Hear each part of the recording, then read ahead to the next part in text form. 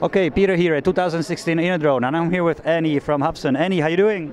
I'm good, how are you? Cool, I am wonderful, thank you. So I see a lot of goodies here. Talk to me a little bit about what's new at Hubsan.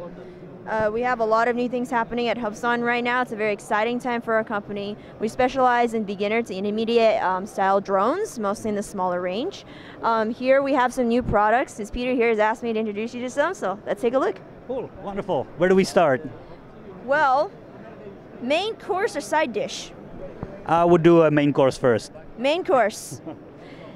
What we have here is also called the 502S Desire. This is the Desire series by Hubsan. It's a part of the 502 line. This is the FPV version of this drone. And what I'm showing you right now is probably one of the best beginner drones you could get at this price range. Cool. This drone not only has a camera, it is also fully equipped with GPS return home function, as well as altitude hold and follow me. Cool. Okay. So for somebody who's just getting into it and looking to get into FPV flying, Yes. this makes it really easy to actually learn without having to set much up, and it kind of helps you along in the process. Yeah, yes, definitely. Especially with the return home function, you don't have to set anything special.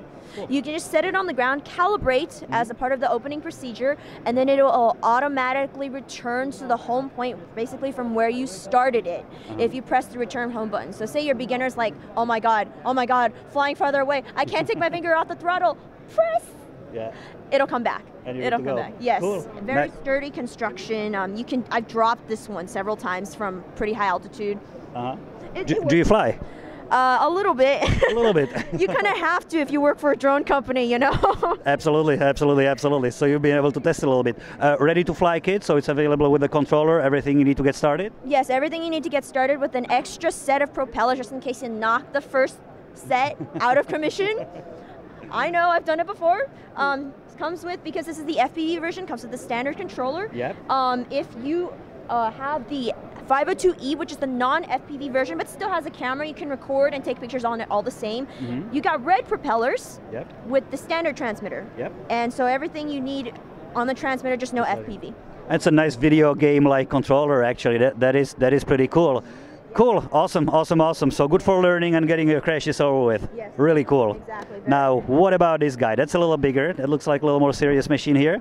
Yes, this is our intermediate. We would recommend it for intermediate flyers. We have had some beginners try it, but they found that it's a little difficult and a little scary to fly because especially, it's not too big, but especially for the size, there's a lot of power in it, okay?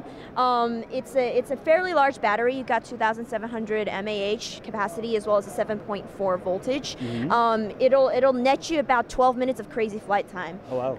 So it's basically full GPS suite. You got a compass in there. You have all the functions that you have in the aforementioned 502, more accurate in terms of return home because it is bigger and the GPS is a lot more accurate on this one.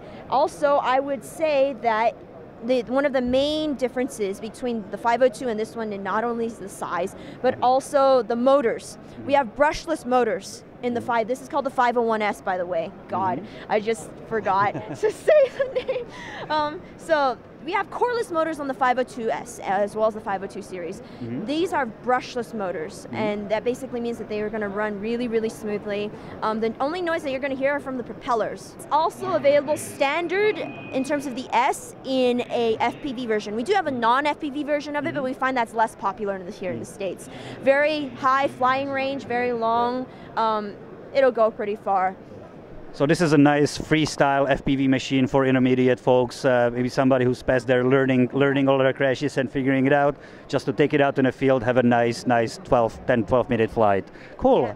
Also, I'm going to say this drone is capable of all your air acrobatics. So if you're just getting started with air acrobatics, this is a good choice so that you can get your bumps and lumps over with when you're trying to flip in the air. Nice, so it can keep you safe, but it gives you a full acro if you need to open it up and have some fun. Yep, exactly. Really cool. Now, what's next? What's next? Well, this one's actually the version of the 502 that is not available for mass production yet. This is one of our newest versions of the 502. The latest in the 502 series is also known as the 502C Star. And this one's going to be available for the biggest retailers in the nation once we enter those places. This is for the absolute beginner.